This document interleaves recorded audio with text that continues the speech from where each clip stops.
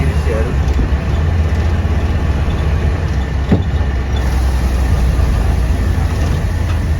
जुगेडी बजार आइपुग्न लाग्यो। हामी अहिले डास्टिङमा पुलमा छौँ। 2-4 जना यात्रुहरू चढ्दै हुनुहुन्छ। डास्टिङमा पुल कटेर नानीघाटको लागि अगाडि बढ्दैछौँ है। गाडीहरू दौडिरहेका छन्। आज खुलेको मौसमसँगै रमाइलो बाटोमा यात्रा गर्न चाहिँ मजै आइरहेको छ।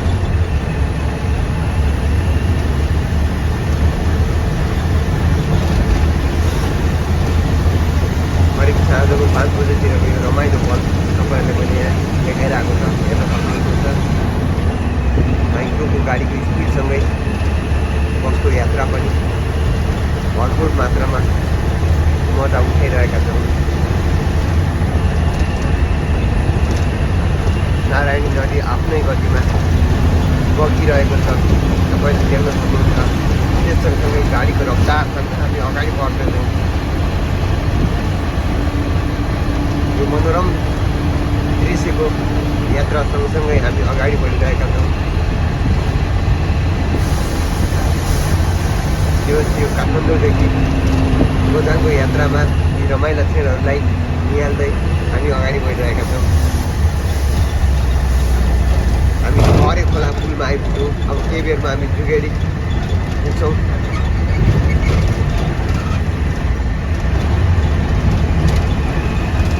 यो बाटोको यात्रा चाहिँ अलिकति सुखद, बाटो राम्रो भएको कारणले यात्रा रमाइलो भइरहेको छ।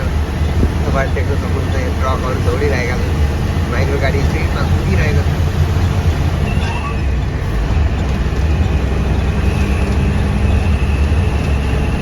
नारायणीको आफ्नै गतिमा बगिरहेको बेग पनि हामीले देख्न सक्छौँ अलिक तल आएर।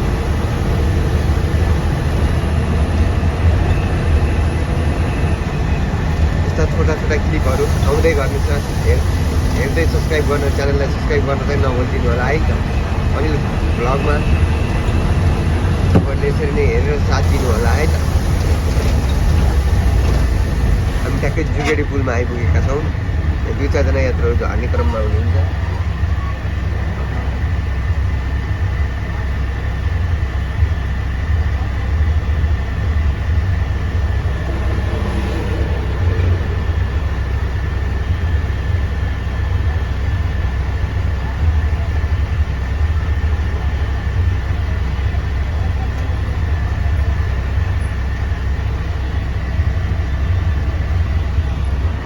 यात्रुहरू झर्दै हुनुहुन्छ।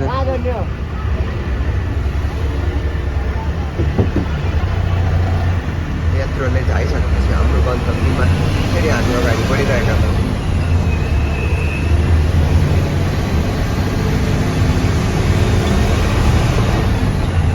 नारायणघाटको बाटो यस्तो रहेको छ, त्यसमा यात्रा गर्न चाहिँ यो चाहिँ रमाइलो बनिरहेको छ। पहिला यहाँ यात्रा गर्न साह्रै कठिन भइरहेको थियो। बाटो बनिसकेपछि पनि यात्रा चाहिँ मनोरम दृश्यसँगै रमाइलो भइरहेको छ।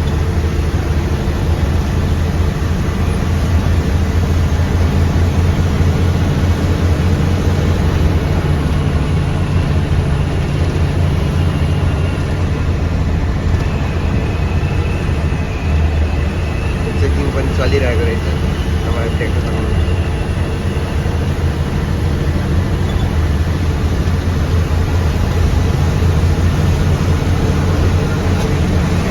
जुगेडी बजार देख्न सक्छौँ।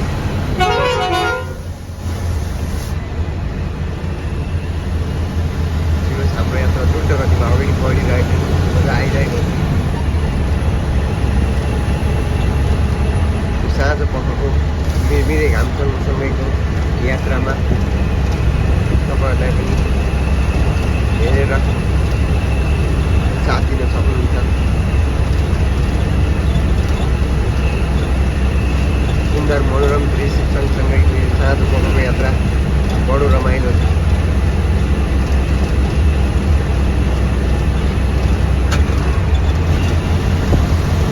करिब 5-7 मिनटको यात्रापछि हामी नारायणघाट बजार पुग्नेछौँ।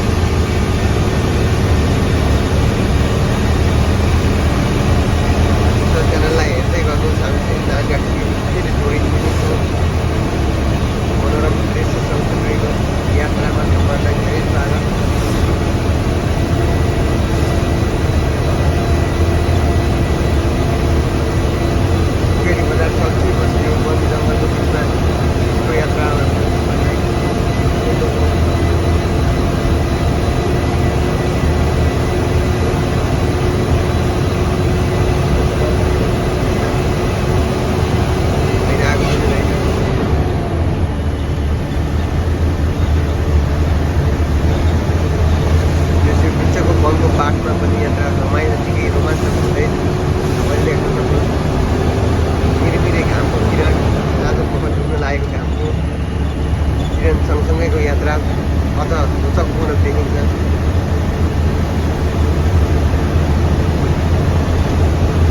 40 किलोमिटर/आवर गतिमा, लिमिट गतिमा हामी अगाडि दौडिरहेका छौँ।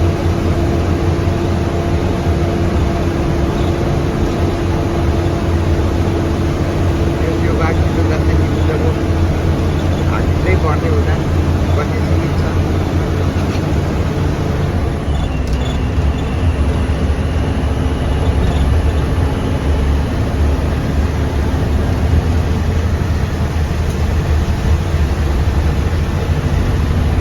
डाँडामाथिको किरणले ट्याक्क हानिरहेको बेला अझै यात्रा अझै रोमाञ्चक भइरहेको थियो।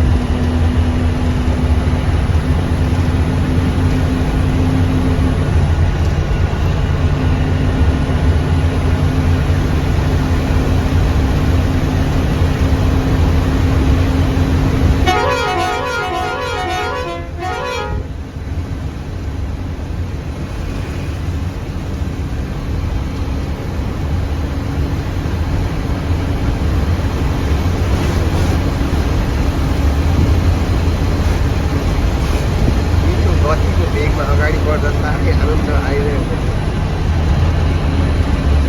यो हेर्न सक्नुहुनेछ गाडीहरूको लाइन, नवा लस्कर।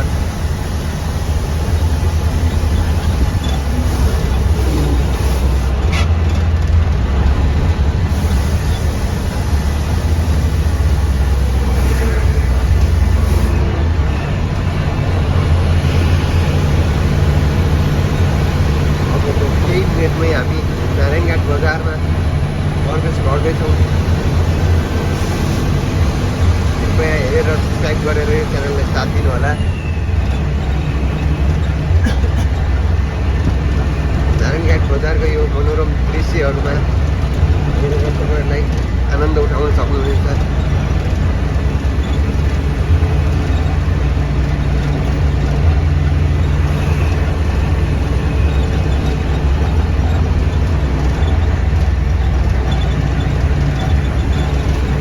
च्यानलबाट तपाईँलाई यो नारायणघाट मुगलिन नारायणघाटको यात्रा गर्दाखेरि बाटोको कन्डिसनको बारेमा, यताउतिको बारेमा जानकारी लिन सक्नुहुन्छ। साथै यात्रा कति बेर लाग्दो रहेछ, के कसरी हिँड्न सकिन्छ, बाटोको कन्डिसन कस्तो रहेछ भन्ने कुराहरू तपाईँले यही भिडियो मार्फत नै जानकारी लिन सक्नुहुन्छ।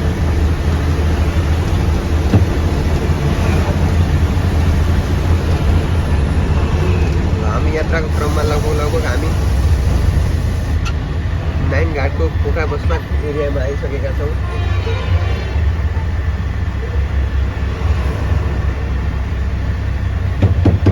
यो घाम डाँडामाथि जाँदैछ। डुब्न लागेको किरणसँगैको यात्रा अभिनयदेखि भनिरहेको छु। अझै रोचक र आनन्दित ल्याइरहेको छ यात्रामा।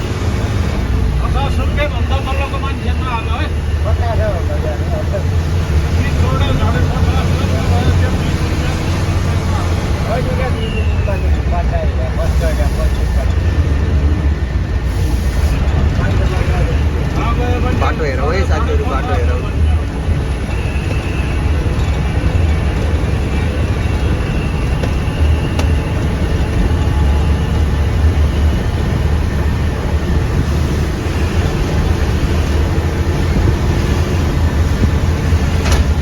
सालको जङ्गलको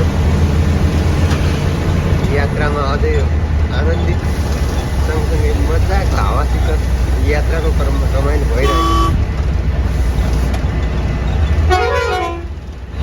जे होस्, बाटोको सुधारपछिको अवस्थामा मुगलिन नारायणघाटको यात्रा अझै रोमाञ्चक आनन्दमय छ। तपाईँले देख्न सक्नुहुन्छ गाडीको स्पिड आफ्नै गतिमा आनन्दताले यात्रा गर्न सकिरहेका छौँ।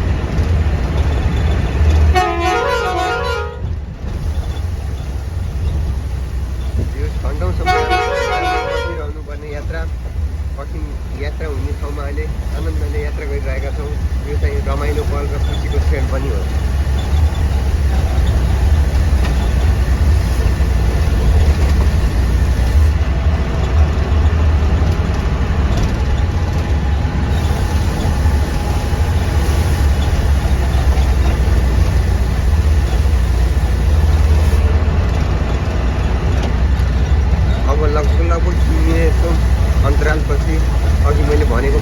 बसपाक नानघाट पोखरा बसपाकमा हामी पुग्दैछौँ।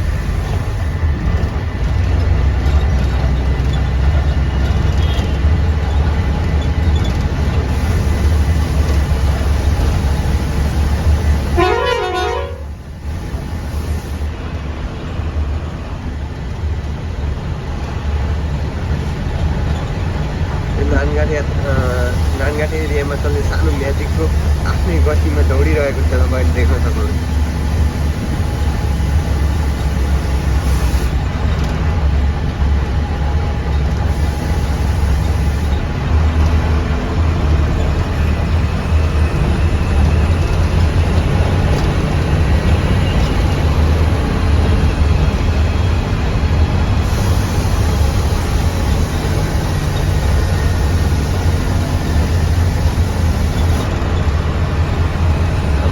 जारी नै रहिरहेको छ।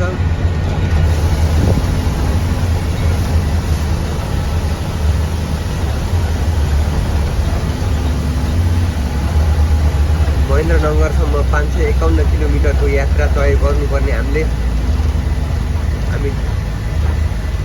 लगभग अब केही बेरमै नारायणघाट बजारको पोखरा बसपाको अन्तर्गत हामी प्रवेश गर्छौँ।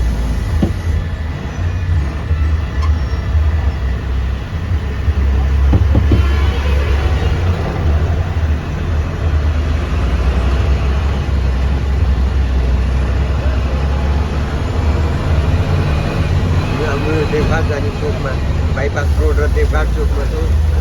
यो बाटो हेर्न सक्नुहुन्छ, हामी यो देवघाट जाने बाटो हो।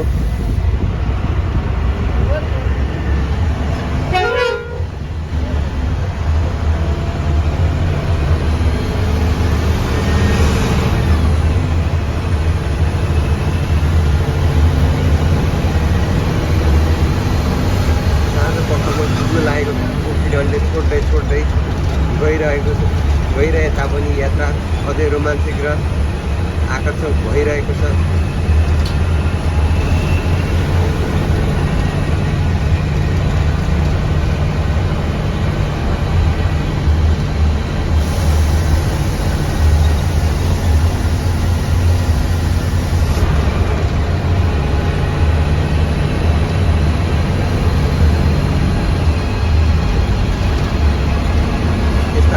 यात्राका मनोरम दृश्यहरूलाई हेरिराख्नको लागि मेरो यो सानो युट्युब च्यानललाई लाइक, कमेन्ट र सब्सक्राइब गर्न चाहिँ नभुलिदिनु होला। साथै लाइक, कमेन्ट र सब्सक्राइब गरेर धेरैभन्दा धेरै साथीहरूमा सेयर गरेर मलाई सहयोग गरिदिनु पनि म हार्दिक अनुरोध गर्दछु।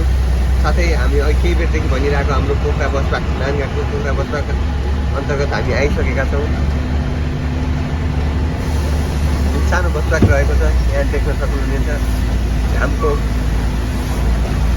डुब्न लागेको घामको किरण सँगसँगै हामी लगभग नारायणघाट बजारमा प्रवेश गरिसकेका छौँ।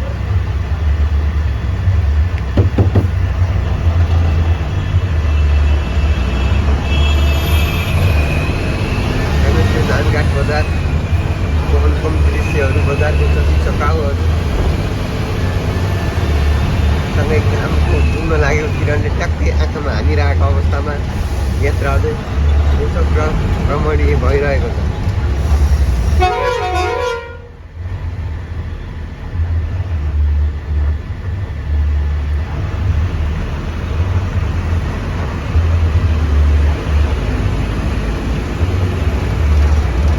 टक्क मिलेर बसेका घरहरूसँगैको यात्रा नारायणघाट बजारमा तपाईँहरूलाई स्वागतका साथै यो हेरेर साथ दिनुहुनेछ भन्ने म आशा गर्दैछु।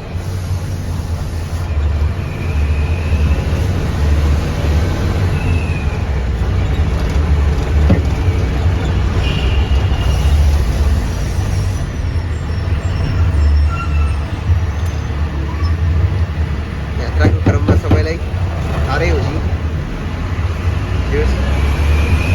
यही भएर नै होला यात्रा अझै रमणीय र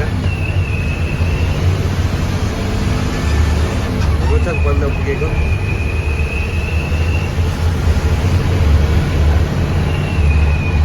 हामीले ब्रिज पार गर्दै डाँडातिर सरिरहेको अवस्थामा हाम्रो यात्रा अझै रोचक र रमाइलो हुँदै अघि बढिरहेको छ। नारायणघाट बजारको नजिकको यो अनुपम दृश्य सँगसँगै करिब भोलि बेलुकासम्ममा हामी हाम्रो गन्तव्यमा पुग्छौँ होला सायद।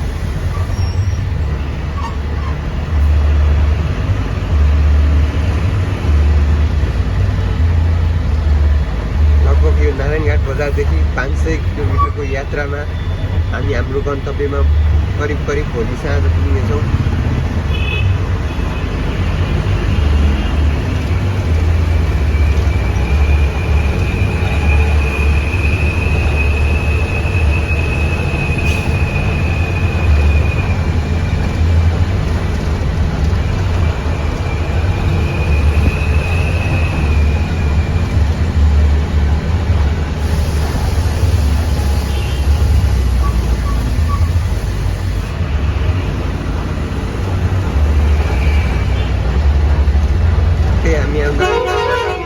बजारमा आइपुगेका छौँ।